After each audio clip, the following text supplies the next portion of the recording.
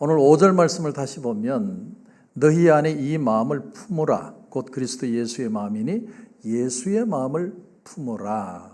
오늘 본문의 핵심 단어는 마음입니다. 마음.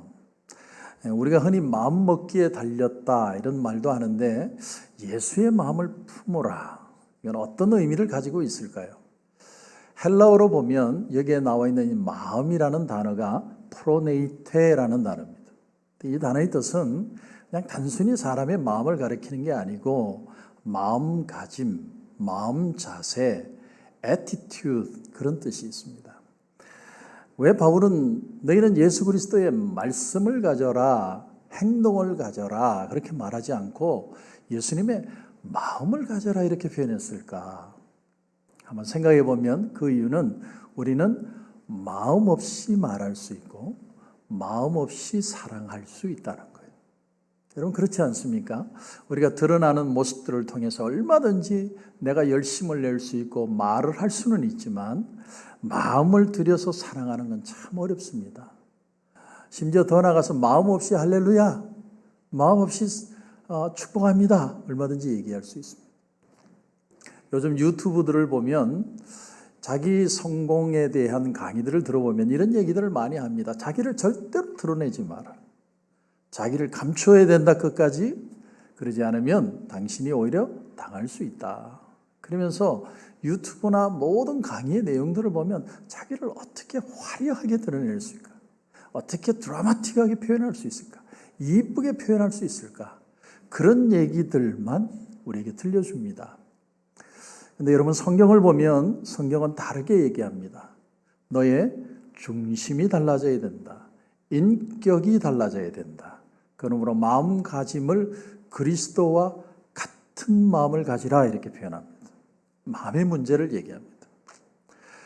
오늘 본문 이 빌립보서에 나오는 빌립보 교회는 사도행전 16장에 나오는 내용을 보면 이 빌립보 교회가 어떻게 서게 되는지를 보여줍니다.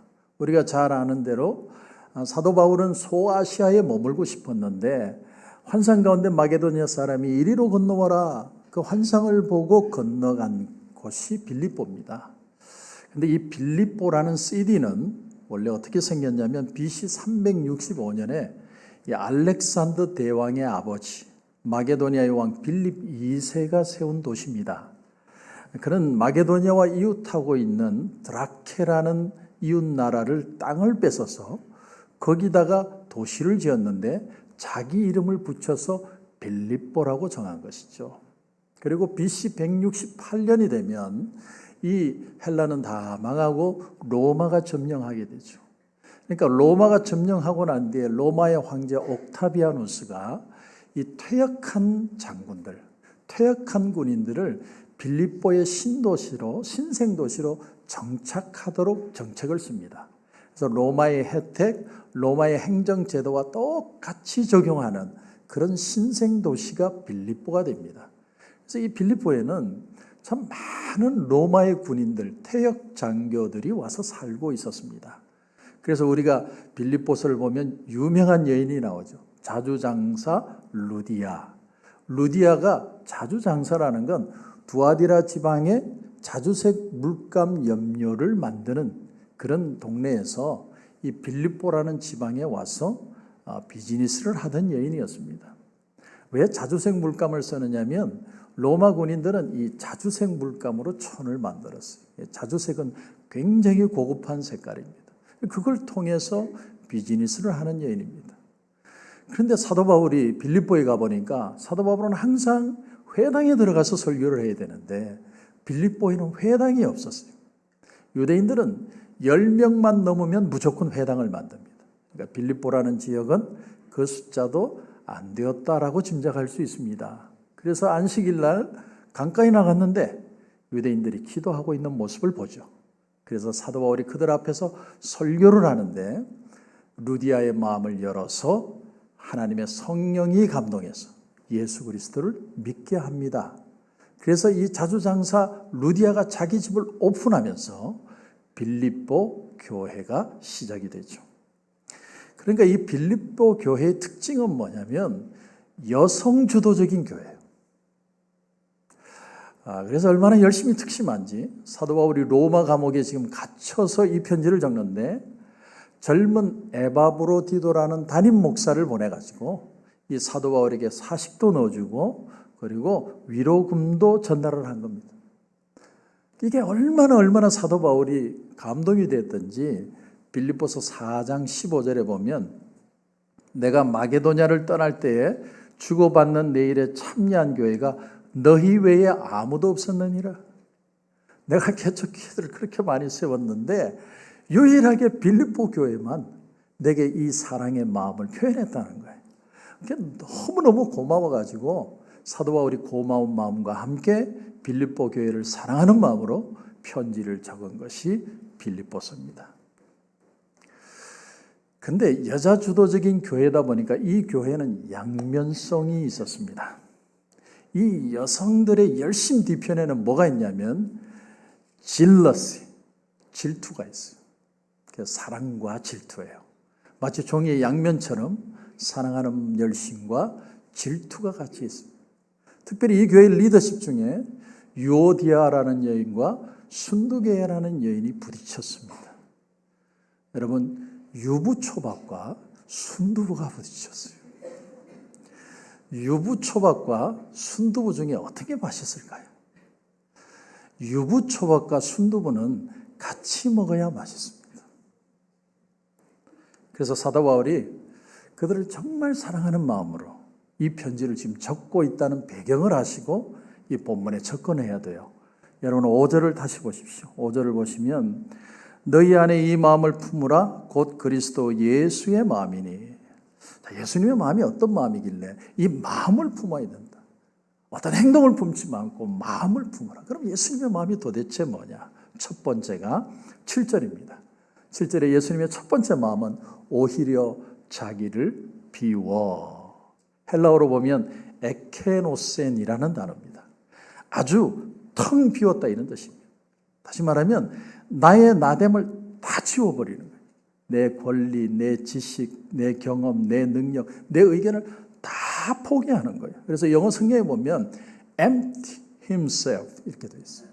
자기 자신됨을 완전히 없애버리는 그것이 바로 예수님의 애티튜드라는 거예요.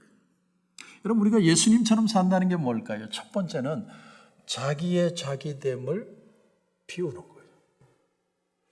그래서 요한복음 10장 18절에 보면 주님이 이를 내게서 빼앗는 자가 있는 것이 아니라 내가 스스로 버리노라. 일본에 아주 유명한 화가가 있었습니다. 근데 이 화가가 예수님의 초상화를 그렸어요. 근데 그 초상화의 이름이 뭐냐면 바보 예수입니다. 바보 예수. 얼마나 예수님이 바보처럼 사랑하시는지. 예수님이 너무 사랑하고 고생을 해서 입술이 다 부르트고 또 불쌍한 사람을 너무 사랑해서 갈비뼈가 다 항상해지고 또 사랑하고 불쌍한 사람들을 너무 쳐다보다 보니까 한쪽 눈이 찌그러지고 진물이 나는 바보 예수를 그렸어요. 이게 예수다 이렇게 표현했습니다. 고아의 아버지라고 불렸던 조지 뮬러, 이 조지 뮬러의 일생을 전기를 적었던 피어슨 박사라는 분이 있습니다. 피어슨 박사가 그 전기를 쓰면서 어느 날 조지 뮬러에게 질문을 했답니다. 도대체 당신은 어떻게 그렇게 거룩한 일을 이룰 수 있습니까? 어떻게 그렇게 아름답고 정말 하나님의 은혜가 그렇게 크게 역사하는 그런 사역을 할 수 있었습니까? 질문을 했더니 조지 뮬러가 뭐라고 대답을 했냐면 나는 어느 순간에 뮬러가 죽던 날이 있었습니다. 나라는 존재 자체가 깡그리 다 깨어지고 부서지는 그런 날이 있었습니다. 그날 이후로 나는 예수님을 닮기 위해서 노력했고 그 결과가 오늘 이 자리에 오게 된 것입니다. 이렇게 표현을 했어요. 조지 뮬러는 청소년 시절에 불황하였다고 그래요. 그래서 친구들과 놀러 다니면서 거짓말도 하고 도둑질도 하고 유흥업소도 다니고 그러다가 어느 날 소년원을 들어가게 됩니다. 소년원에 들어가서 나와서 마음에 고민이 되는 거예요. 내가 바르게 살고 싶은데 어떻게 살아야 할지 모르겠어요. 그래서 그 동네에 목사님을 찾아갑니다. 상담을 했는데 목사님이 이런 말을 해주세요. 하루아침에 나쁜 버릇을 고칠 수는 없어. 그런데 하나님은 한 번 택한 자녀는 절대로 버리지 않으시오. 낙심하지 않고 노력하면 훌륭한 사람이 될 거예요.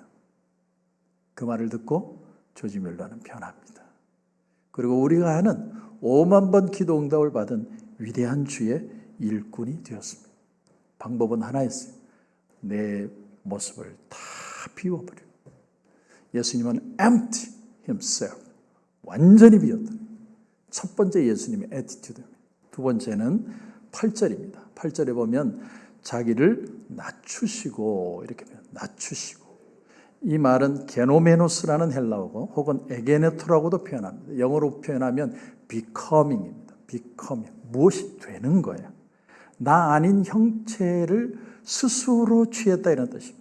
자, 처음에는 나를 비웠어요. empty하게 만들고 두 번째는 내가 저 사람 그대로 모양이 변해버리는 거예요. 그게 자기를 낮춘다는 뜻이에요. 막 나는 아무것도 못해요. 그게 자기를 낮추는 게 아니라 나는 없고 저 사람처럼 돼버리는 거예요. 그것이 애티튜드예요. 예수님의 두 번째 애티튜드. 똑같은 존재가 돼요. 예수님이 너무도 죄인들을 불쌍히 여기셔서 그들과 가까이 하고 그들과 식사를 해서 예수님은 안 좋은 별명을 하나 얻게 되었어요. 그게 죄인들의 친구라는 별명이었습니다. 그런가 하면 세속주의자라는 말도 듣고 먹고 마시기를 탐하는 자라는 별명도 들었어요. 왜? 죄인들을 구원하시기 위해서 그들과 너무 가까이 가셨기 때문에. 레오 버스카글리아라는 분이 작가이면서 연사인데 아주 재미있는 대회를 하나 열었답니다. 그것이 뭐냐면 아이들에게 그 아이들이 착한 삶을 살기 위해서 착한 행동을 하면 시상을 하는 대회를 만든 거예요. 그래서 아이들이 열심히 착한 일을 이제 얘기를 하고 그것이 발탁이 되면 상을 받는 겁니다. 근데 어느 날 이 대회에 상을 받았는데 엉뚱한 아이가 상을 받은 겁니다. 그래서 그 엄마가 좋기는 한데 도대체 뭘 했길래 상을 받았을까? 돈을 준 적도 없고 집은 변변찮아서 가난한 집안이에요. 아이에게 줄 거 없는데 아이가 어떻게 그렇게 상을 받았을까? 그래서 물어봤더니 하는 말이 엄마 아니에요. 나는 돈도 없고 내가 할 수 있는 건 아무것도 없었어요. 그런데 옆집 할머니가 세상을 떠났는데 할아버지가 늘 쓸쓸해하는 걸 봤어요. 할아버지가 혼자 있다가 외로우면 자꾸 우는 거예요. 그래서 이 아이가 생각하기를 그 할아버지 우는 할아버지한테 가서 할아버지 품에 안겼어요. 그 무릎 위에서 놀았어요. 그러니까 할아버지가 나를 쓰다듬으면서 좋아하는 거예요. 그거밖에 없어요. 여러분 이것이 그 사람처럼 되는 거예요. 나는 비워지고 그 사람처럼 되는 애티튜드입니다. 여러분 우리가 돈 몇 푼 가지고 내가 선한 일 한다고 생각하지 마십시오. 나 스스로를 비워서 내가 사랑하는 사람처럼 되는 거예요. 그걸 자기를 낮춘다. becoming 이렇게 표현합니다. 세 번째 예수님의 애티튜드는 8절입니다. 죽기까지 복종하셨다. 후페쿠소라는 단어입니다. 이 단어의 뜻은 무조건 복종한다는 거예요. 내 논리와 내 상식이 있는데 무조건 복종하는 거예요. 그럼 우리가 잘 아는 지저스 크라이스트 슈퍼스타라는 연극을 보면 예수님이 겟세마네 동산에서 막 절규하며 기도하는 장면을 더 리얼하고 더 디테일하게 표현을 했습니다. 예수님이 이렇게 절규하며 기도합니다. 하나님 내가 정말 죽어야 됩니까? 내일 아침에 이 서슬퍼른 십자가를 내가 반드시 지고 죽어야만 합니까? 이 고통을 감당해야 됩니까? 예수님이 절규합니다. 또 예수님의 외치는 소리가 나옵니다. 이렇게 죽고 나면 내게 돌아오는 보상이 도대체 뭡니까? 이렇게 억울하게 이렇게 모순되게 이렇게 죽고 말면 그 다음은 어떻게 되는 겁니까? 한참 시간이 흐르고 예수님이 또 대답합니다. 좋습니다. 하나님 아버지 내가 죽겠습니다. 그게 복종이라는 거예요. 여러분 십자가는 드라마틱한 게 아니에요. 고통이고 수치고 모순이고 부조리고 근데 그걸 받아들이는 게 십자가예요. 예수님은 죽기까지 복종하십니다. 예수님이 자신을 다 비우고 empty himself 하고 그 다음에 becoming 누군가가 되어주고 그리고 예수님이 죽기까지 복종했을 때 어떤 결과가 일어납니까? 여러분 오늘 9절부터 보십시오. 9절부터 보시면 이름으로 하나님이 그를 지극히 높여 모든 이름 위에 뛰어난 이름을 주사 하늘에 있는 자들과 땅에 있는 자들과 땅 아래에 있는 자들로 모든 무릎을 예수 이름에 꿇게 하시고 모든 입으로 예수 그리스도를 주라 시인하여 하나님 아버지께 영광을 돌리게 하셨느니라. 자기 권리를 다 포기하고 내가 아닌 다른 형태가 되고 죽기까지 복종했더니 결과가 뭐냐면 하나님이 높이시더라. 예수님이 직접 실천한. 여러분 우리 신앙에 두 가지 오해가 있어요. 첫째는 뭐냐면 신앙을 도덕성과만 연결하는 모습입니다. 저렇게 하면은 안 돼. 이렇게 하는 것이 옳은 거야. 이게 도덕성이죠. 또 하나는 신앙을 감정으로 생각하는 분들이 있습니다. 야, 내 마음이 오늘 왜 기쁜지 모르겠는데 기뻐. 막 가슴이 뜨거워. 감정만 추구하는 거예요. 그런데 여기만 머물던 우리의 생각을 끄집어내서 예수 앞으로 나가는 변화가 일어나야 된다. 실제로 오신 예수님, 몸으로 오신 예수님, 세리마태를 용서하고 부르신 예수님, 뽕나무 위에 올라간 삭개오를 위해서 그의 집에 구원을 이루시기 위해서 가시는 예수님. 제가 이번에 튀르키예를 가서 참 도전받았던 말이 하나가 있습니다. 그 선교사님이 가이드를 하다가 이런 말을 해요. 여러분 기독교가 동방 종교와 서방 종교로 나뉘게 되었는데 여러분 그 이유가 뭔 줄 아십니까? 우리가 잘 아는 대로 그것은 성화와 성상 때문이었어요. 예배당 안에다가 그림을 얼마나 많이 그려다 갖다 붙이고 또 성인을 신성시해서 성인의 동상을 만들고 결국은 그것 때문에 동방 종교와 서방 종교가 갈라지게 되었습니다. 그런데 선교사님이 이런 질문을 해요. 그러면 왜 그들이 동방 종교에서는 그런 그림을 그리고 동상을 만들고 그런 일을 했는 줄 여러분 아십니까? 가장 큰 이유는요, 평민들이 그 당시에는 글을 몰랐어요. 글은 고급스러운 몇몇 사람들만 가지고 있는 게 글이었어요. 귀족들만 가지고 누리는 게 글이었습니다. 근데 글을 모르는 평민들에게 예수님이 누군지 사랑이 누군지 그것을 가르쳐주기 위해서 그들에게 무언가 표현하기 위해서 그림을 그릴 수밖에 없었고 동상을 만들 수밖에 없었다는.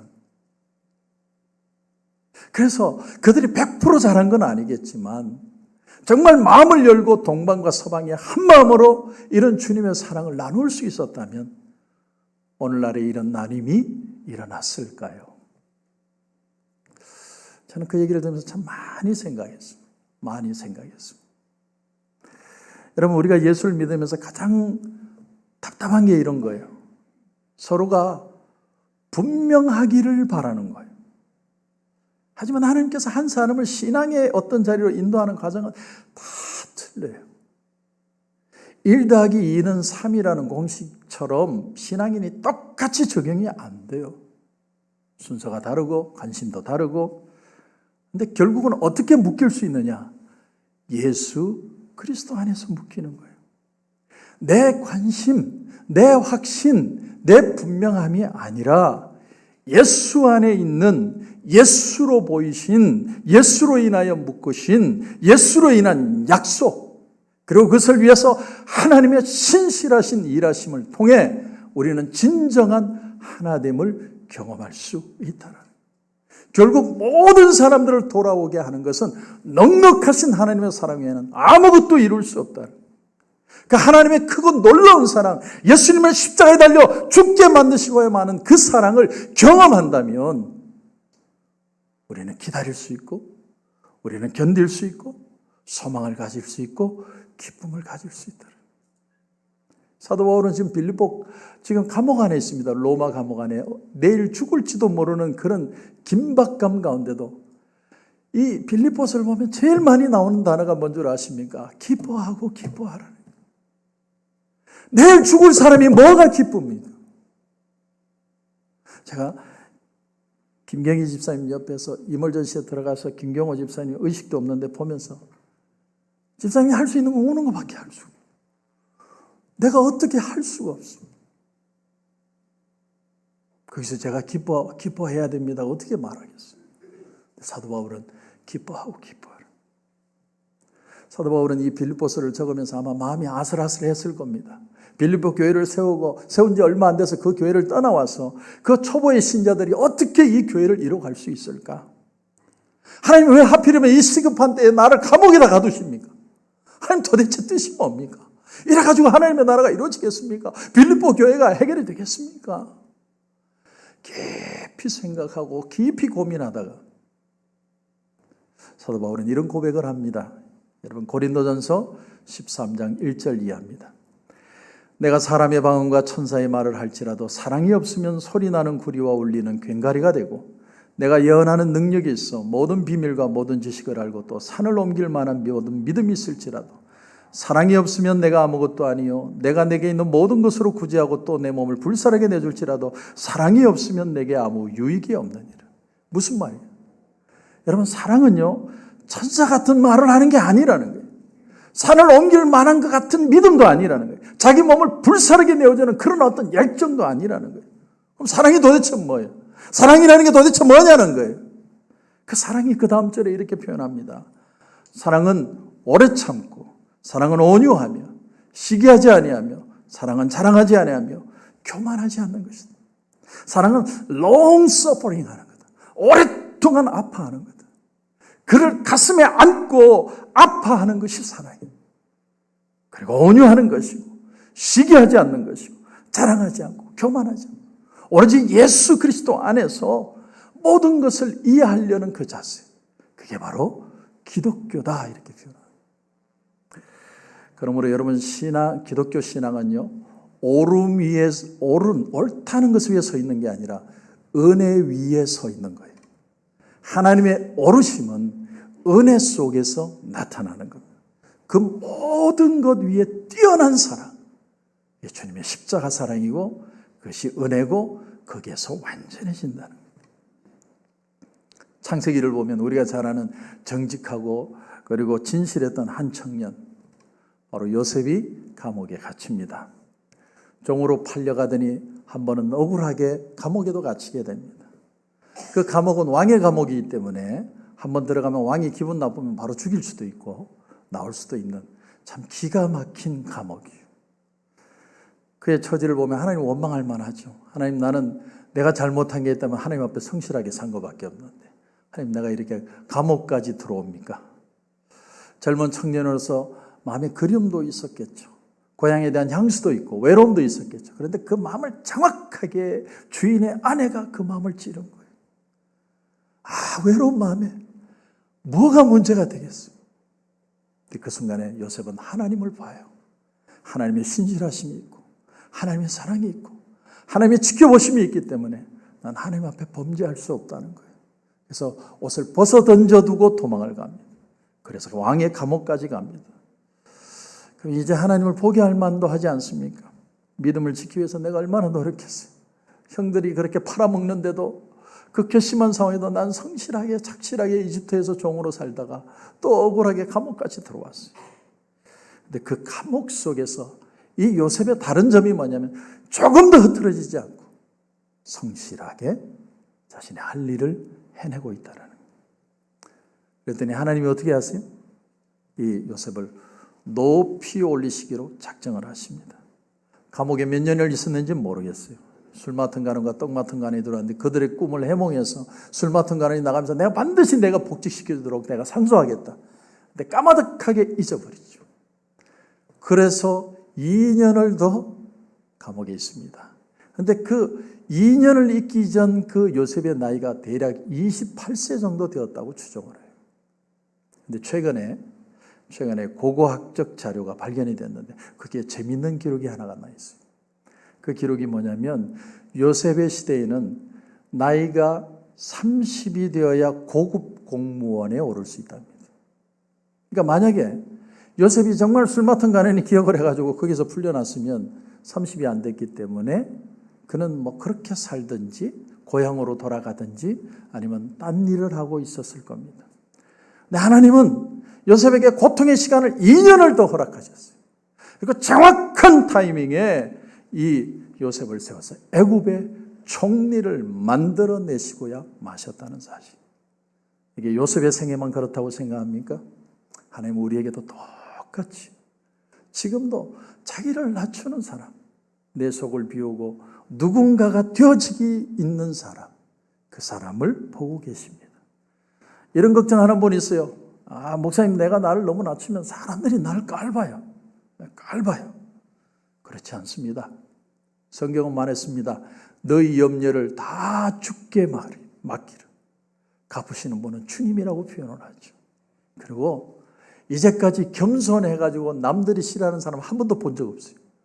겸손하면 사람들 다 좋아요. 근데 높아지려는 사람은 계속 긴장해야 돼요. 시기해야 돼요. 질투해야 돼요. 그 자리에 오르기 위해서 얼마나 머리 써야 되는지 몰라요. 누구 한 사람 싫어하면 안전하잖아. 그 사람 생각해도 밥 먹을 때도 그 사람, 잠잘 때도 그 사람, 눈을 떠도 그 사람, 주님을 묵상해야 되는데 그 사람만 묵상해요. 인생이 얼마나 괴로워요. 하나님 우리에게 마음을 비우라고 말씀합니다. 우리가 잘 아는 개신교의 아주 선교 역사에 빼놓을 수 없는 윌리엄 캐리라는 선교사가 있죠. 윌리엄 캐리가 구두 수성공이었다는 거 우리가 다 잘 압니다.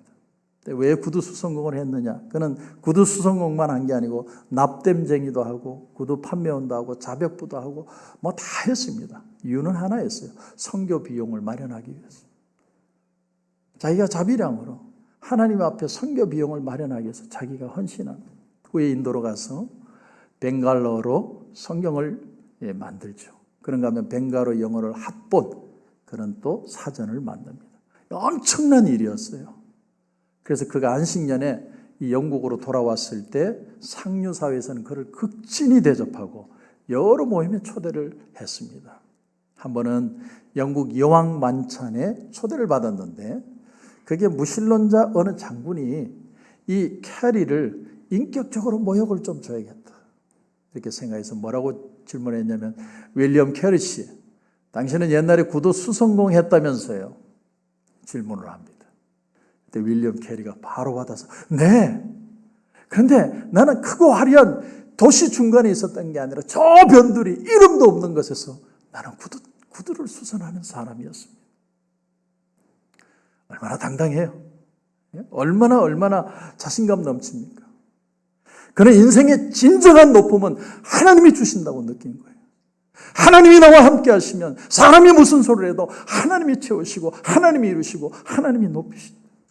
그 목표가 있었기 때문에 사람들 때문에 흔들리지 않는 거예요. 여러분, 겸손한 심령만이 하나님의 은혜를 경험합니다.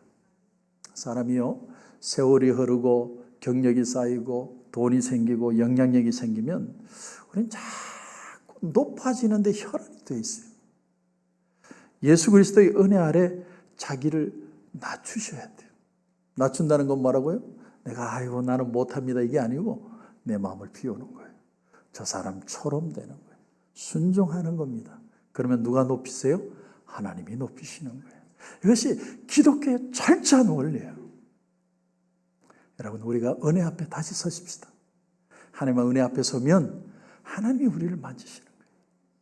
그 은혜가 깊고 크고 놀라운 은혜입니다. 그 은혜가 있어야 우리는 어떤 상황에서도 사도 바울처럼 기뻐할 수 있습니다. 그런 은혜가 저와 여러분 가운데 넘치시길 주님의 이름으로 축원합니다. 기도드리겠습니다.